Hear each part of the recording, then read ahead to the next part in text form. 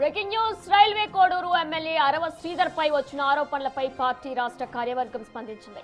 ఈ వ్యవహారంపై విచారణకు కమిటీ నియమించింది. శివశంకర్, తంబాలపల్లి రామాదేవి, టీసీ వరుణ్ కుమార్లతో కూడిన త్రిసభ్య కమిటీ ప్రసార మాధ్యమాల్లో వచ్చిన వార్తలు, మహిళ చేసిన ఆరోపణలపై విచారణ జరపనుంది. అరవ శ్రీధర్ 7 రోజులుగా కమిటీ ముందు హాజరయ్యి వివరణ ఇవ్వాలని జనసేన పార్టీ ఆదేశించారు.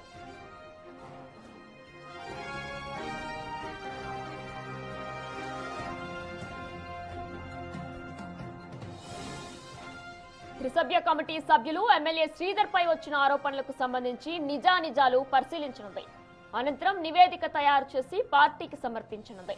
కమిటీ ఇచ్చే నివేదికలోని సారాంశం ఆధారంగా పార్టీ తుది నిర్ణయం తీసుకోనుంది.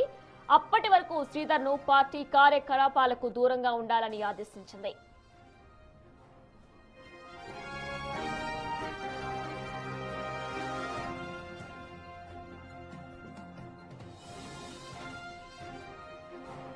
రైల్వే కోడూరు ఎమ్మెల్యే అరవ శ్రీధర్ పై నిన్న ఒక మహిళ కొన్ని ఆరోపణలు చేశారు. తనని ఒక 1.5 year గా కూడా తనని వాడుకుంటున్నారు, ఫిజికల్ గా మెంటల్ గా హెరాస్ చేస్తున్నారంటూ కూడా ఆమె కొన్ని ఆరోపణలు చేశారు. ఇక దీనికి సంబంధించి జనసేన పార్టీ రాష్ట్ర కార్యవర్గం స్పందించింది. ఈ వ్యవహారంపై విచారణకు కమిటీని కూడా నియమించింది జనసేన పార్టీ. శివశంకర్, తంబాలపల్లి రామాదేవి, ఇక వరుణ్ కుమార్లతో కూడిన ఒక త్రిసభ్య కమిటీని జనసేన పార్టీ నియమించినట్లు కూడా తెలుస్తుంది. ఇక మహిళ చేసిన ఆరోపణలపై విచారణ జరపనుంది. అరవ శ్రీధర్ 7 రోజులుగా కమిటీ ముందు హాజరయ్యి దీనికి సంబంధించిన డీటెయిల్ వివరణ ఇవ్వాల్సి ఉంటుంది. ఇక త్రిసభ్య కమిటీ సభ్యులు ఎమ్మెల్యే శ్రీధర్ పై వచ్చిన ఆరోపణలకు సంబంధించి నిజానిజాలు కూడా పరిశీలించనుంది. అనంతరం నివేదిక తయారు చేసి పార్టీకి కూడా సమర్పించనుంది. కమిటీ ఇచ్చే నివేదిక తర్వాత ఆధారంగా కూడా పార్టీ తుది నిర్ణయం తీసుకోనుంది. అప్పటి వరకు శ్రీధర్ ను పార్టీ కార్యకలాపాలకు దూరంగా ఉండాలని జనసేన పార్టీ ఆదేశించినట్లు కూడా తెలుస్తుంది.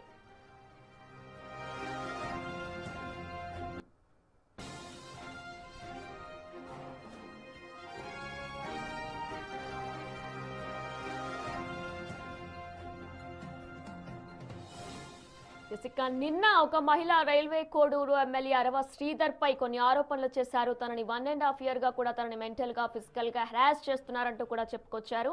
అయితే తన 3 years బాబును కూడా చంపేస్తానంటూ బెదిరిస్తున్నారంటూ కూడా చెప్పుకొచ్చారు. ఇక దీనికి సంబంధించి అరవ శ్రీధర్ పై ప్రస్తుతం జనసేన పార్టీ రాష్ట్ర కార్యవర్గం స్పందించింది. ఈ వ్యవహారంపై కఠిన శిక్షలు తీసుకుంటాము, ఇందులో నిజానిజాలు తెలుసుకున్నట్టు కూడా వారు అందులో పేర్కొన్నారు. ఇక దీనికి సంబంధించి విచారణకు కమిటీని కూడా నియమించింది. శివశంకర్, తంబాలపల్లి రమాదేవి, వరుణ్ కుమార్లతో కూడిన ఒక త్రిసభ్య కమిటీని జనసేన పార్టీ నియమించింది. దీనికి సంబంధించి మహిళ చేసిన ఆరోపణలపై విచారణ జరపనుంది. ఇక ఎమ్మెల్యే అరవ శ్రీధర్ 7 రోజులుగా కూడా కమిటీ ముందు హాజరయ్యి వివరణ ఇవ్వాలని జనసేన పార్టీ అందులో ఆదేశించినట్లు కూడా మనం ప్రస్తుతం ఆ పేపర్ ని, ఆ డాక్యుమెంట్ ని కూడా జనసేన రిలీజ్ చేసిన డాక్యుమెంట్ ని కూడా చూస్తున్నాం బిగ్ టీవీ లైవ్ స్క్రీన్ లో. త్రిసభ్య కమిటీ సభ్యులు ఎమ్మెల్యే శ్రీధర్ పై వచ్చిన ఆరోపణలకు సంబంధించి నిజానిజాలు పరిశీలించనుంది.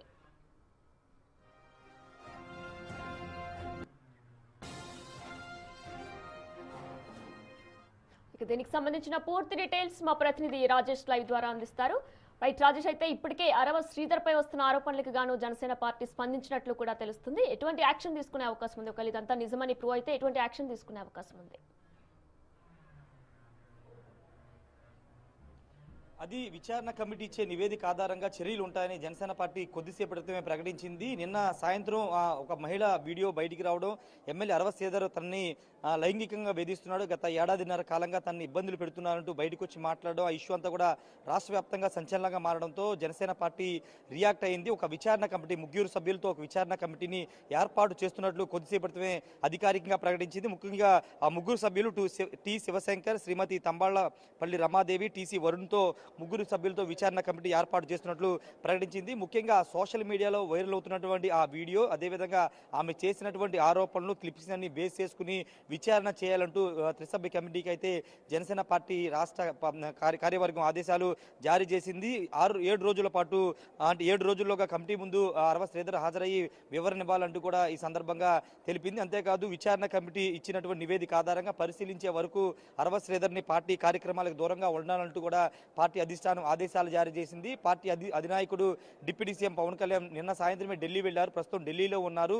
ఈ వ్యవహారాలన్నీ కూడా ఇప్పటికే డిప్యూటీ సీఎం పవన్ కళ్యాణ్కి అయితే చేరవేశారు. ఇప్పుడు తాజాగా కొద్దిసేపు క్రితమే జనసేన పార్టీ పూర్తి స్థాయిలో 3 సభ్యులతో విచారణ కమిటీ వేసింది కాబట్టి ఆ 3 సభ్యులు నిన్న సాయంత్రం నుంచి సోషల్ మీడియాలో వస్తున్నటువంటి ఆ వీడియోలు కానీ అదే వాట్సాప్ చాట్ ఇవన్నిటి కూడా పరిశీలించి అరవ శ్రీధర్ పాత్ర ఏంటి, నిజంగానే ఆ అమ్మాయి వ్యవహారంలో అరవ శ్రీధర్ పాత్ర ఉందా అనే దానిపైన విచారణ జరపబోతుంది. విచారణ జరిపిన తర్వాత పార్టీ అధిష్టానాన్ని నివేదిక ఇస్తుంది. నివేదిక ఆధారంగా చర్యలు ఉండే అవకాశం కనబడుతుంది. అప్పట్లోపు పార్టీ కార్యక్రమాలకి దూరంగా ఉండాలని పార్టీ అధిష్టానం అయితే ప్రకటించింది. వాస్తవంగా ఈ ఇష్యూ వచ్చిన తర్వాత జనసేన పార్టీ నుండి ఎమ్మెల్యే అరవ శ్రీధర్ని బహిష్కరిస్తారనే ప్రచారం జరిగింది. కానీ పార్టీ అధిష్టానం రెండు వైపులా అంటే బాధిత మహిళ ఆరోపిస్తున్నటువంటి ఆరోపణలు ఎమ్మెల్యే తనకు సంబంధం లేదు, ఒక మార్ఫింగ్ వీడియో తీసి తనని దుష్ప్రచారం చేస్తున్నట్టు ఎమ్మెల్యే కూడా ఒక వీడియో విడుదల చేశారు. కాబట్టి రెండు వర్గాలకు సంబంధించినటువంటి సమాచారం సేకరించి ఏది వాస్తవని నిర్ధారించుకున్న తర్వాతే చర్యలకు ఉపక్రమించాలని జనసేన పార్టీ భావిస్తుంది. దానిలో భాగంగానే ఒక విచారణ కమిటీని ఏర్పాటు చేసింది. ఇప్పుడు విచారణ కమిటీ అటు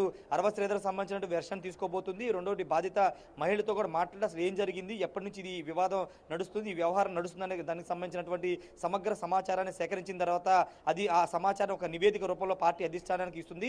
పార్టీ అధిష్టానం ఆ నివేదికను పరిశీలించిన తర్వాత ఎమ్మెల్యే మీద చర్యలు తీసుకునే అవకాశం కనబడుతుంది. ఎందుకంటే ఆ వీడియోలో ఉన్నది అతనే అంటూ స్వయంగా మహిళ చెబుతున్న నేపథ్యంలో వాట్సాప్ చాట్ అంతా కూడా నిజమైన మహిళ చెబుతున్న నేపథ్యంలో ఇప్పుడు ఆ వాస్తవాలన్నీ కూడా పరిశీలించిన తర్వాత నివేదిక సిద్ధం చేసే అవకాశం కనబడుతుంది. నివేదిక ఆధారంగా ఎమ్మెల్యేని పార్టీ నుండి బహిష్కరిస్తారని దానిపైన నిర్ణయం తీసుకునే అవకాశం కనబడుతుంది. గతంలో తెలుగుదేశం పార్టీ సంబంధించినటువంటి ఎమ్మెల్యే ఆదిమూలం మీద కూడా ఇదే కరమైనటువంటి లైంగిక వేధింపులు వచ్చిన సందర్భంగా ఆయన పార్టీ నుండి బహిష్కరించారు. ఇప్పుడు అదే నిర్ణయాన్ని ఇప్పుడు జనసేన పార్టీ కూడా ఫాలో అవుతుందా లేదా అనేది చూడాల్సిన అవసరం అయితే కనబడుతుంది. ఎందుకంటే చాలా పెద్ద ఎత్తున డ్యామేజ్ జరుగుతున్నటువంటి పరిస్థితి. గతంలో కిరణ్ రాయల్ వ్యవహారం కూడా గత ఏడాది జరిగింది.